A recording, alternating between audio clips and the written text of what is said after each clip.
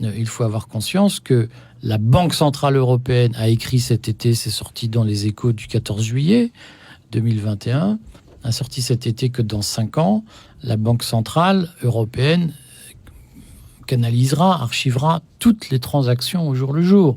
Alors elle a dit, ça ne remplacera pas l'argent, le cash. Mais c'est ce qu'ils ont dit. Oui, voilà, alors, mais c'est pas grave, oui. Il y avait une excellente chanson de Dalida qui sera probablement la plus grande philosophe du XXIe siècle, qui disait caramel, bonbons et chocolat. Donc, il est évident que si la Banque Centrale Européenne met en place un euro numérique qui permettra de centraliser toutes les transactions, peut-être qu'il restera facialement des billets, de l'argent liquide, mais ce sera pour de toutes petites transactions.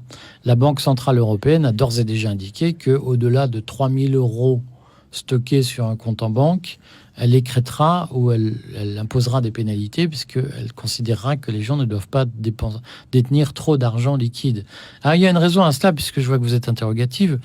L'objectif est évidemment de briser, et je le dis très sereinement, et de briser l'indépendance des gens, de les mettre en position de ne plus pouvoir échapper au contrôle étatique. Et vous comprenez, si vous avez 3 millions sur votre compte en banque, vous pouvez dire, je me laisse suspendre, je refuse les vaccins, j'ai de quoi tenir un certain temps avant d'être pauvre. Si vous avez 3 000 euros sur votre compte en banque, vous n'avez plus la faculté de désobéir au gouvernement. Et c'est bien ce projet totalitaire qui est en route, et qui ne dit pas son nom, parce qu'il est présenté sous des dehors. C'est pour vous protéger, c'est pour votre santé, c'est pour la transparence, c'est pour lutter contre le terrorisme, c'est pour lutter contre les mafias, etc. On connaît la rengaine, mais bien entendu qu'il y a derrière un projet de mise en place d'un modèle de consommation qui a été très bien théorisé dans le Great Reset de Klaus Schwab et de Thierry Malray, où, d'une certaine façon, nous ne serons plus propriétaires de rien, nous serons locataires de tout, et nous serons totalement dépendants des instructions qui nous seront données. Alors, a priori, si par exemple, moi j'ai 100 000, ça c'est une situation hypothétique bien sûr, mais si j'ai 100 000 euros... Un peu modeste pour vous. Si j'ai 100 000 euros sur un compte bancaire à la Société Générale, et ça n'a rien à voir avec la portefeuille numérique, je veux le laisser dans le compte et l'utiliser pour des transactions avec une carte bancaire. Ça ne sera plus possible, c'est ça qu'il faut comprendre. Mais on aurait dû faire une émission sur l'euro numérique, puisque je vois que ça vous... Oui. Ça ne sera plus possible, parce que l'euro numérique sera comme le bitcoin. C'est-à-dire qu'il y a un nombre limité de bitcoins. Chaque bitcoin est numéroté. Et les ordinateurs savent qui, historiquement, les a achetés, qui les a échangés. L'euro numérique, ce sera la même chose. Il y aura un nombre limité d'euros numériques qui vous permettront de faire des transactions. Et les ordinateurs de la Banque Centrale Européenne sauront entre les mains de qui ces euros sont passés. Donc vous n'aurez plus la faculté de détenir des euros dont la Banque Centrale Européenne n'a pas la maîtrise technologique. C'est-à-dire qu'il suffira d'appuyer sur un bouton d'ordinateur pour dire « Madame Marsden, vos 100 000 euros, on en prend 80 000 pour rembourser les dettes de l'État ». Et vous ne pourrez rien faire puisque cet argent sera comptabilisé sur ce qu'on appelle une blockchain, c'est-à-dire un système informatique. Ce ne sera plus de l'argent physique. Alors, mais pourquoi est-ce qu'ils auraient intérêt à faire ça ? Pour des raisons extrêmement simples. C'est qu'aujourd'hui, il y a de l'argent liquide, si j'ose dire, l'argent qui échappe au contrôle de la Banque centrale, pose des tas de problèmes de maîtrise par la caste au pouvoir. C'est-à-dire que cet argent peut produire de l'inflation, cet argent peut dormir dans un matelas, cet argent peut servir à des achats indus, d'acheter des kalachnikovs ou des je sais pas quoi, et que dans un système où vous voulez ordonner la consommation des individus, évidemment, la mise en place d'un euro numérique permet de maîtriser tous les processus. J'en reviens au pass sanitaire parce que c'était quand même notre objet. Parce que c'est quand même lié, oui. Le pass sanitaire, c'est la première étape vers ce système qui utilise l'argument sanitaire pour se justifier. Mais vous vous souvenez, quand on était petit, Rachel, quand nous allions au café, au restaurant, nous n'avions pas à montrer notre pièce d'identité, et un serveur vous aurait dit montrez-moi qui vous êtes et je saurai si je vous sers. Vous auriez dit mais enfin je vous boycotte tout de suite. Le pass sanitaire, c'est d'abord un système qui vise à nous habituer à montrer nos papiers partout où nous passons et donc à permettre une espèce de filature organisée, permanente de notre vie, une violation permanente de notre vie privée, qui est la première étape dans la mise en place de ce wallet. Dans le monde dystopique qu'ils nous promettent, il faudra montrer ces papiers pour aller prendre un café, pour prendre l'autoroute. Mais comment est-ce que vous savez ça? Alors, c'est écrit. Moi, je n'invente rien. Et ce n'est pas écrit sur des sites complotistes. Enfin, si, c'est écrit sur un dangereux site complotiste qui est tenu par une dangereuse entreprise complotiste qui s'appelle Thales, qui est quand même une entreprise de fabricant d'armes, qui a créé une unité spéciale identité numérique. On va l'appeler comme ça, avec une filiale qui s'appelle Idemia, sur laquelle on pourrait longuement discuter le moment venu, si Idemia le souhaitait.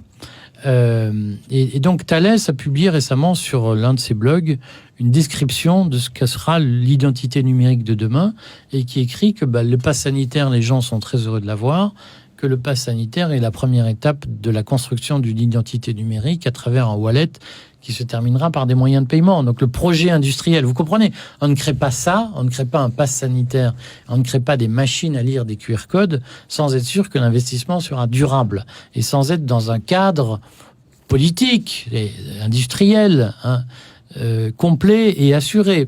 Et donc Thales fait partie des grands acteurs industriels qui se positionnent sur ce marché futur, qui sera un marché colossal, qui passera par la reconnaissance faciale.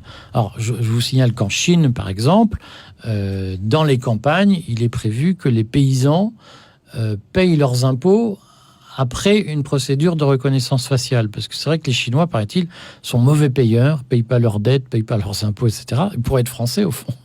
Et donc, il est prévu que dans les campagnes où l'identité est mal assurée, on utilise la reconnaissance faciale pour reconnaître les paysans chinois.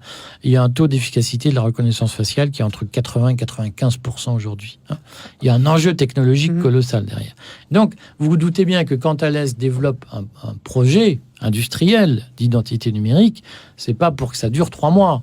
Donc, il y aura derrière des pressions politiques pour que le pass sanitaire soit un prélude, une mise en bouche vers un système beaucoup plus durable. Alors, c'est quoi le lien actuel entre Thales et l'État français, les hommes politiques, Emmanuel Macron, Olivier Véran, les gens qui gèrent la crise sanitaire? Est-ce qu'il y a des liens? Est-ce qu'ils sont au courant que ça pourrait être l'objectif ultime?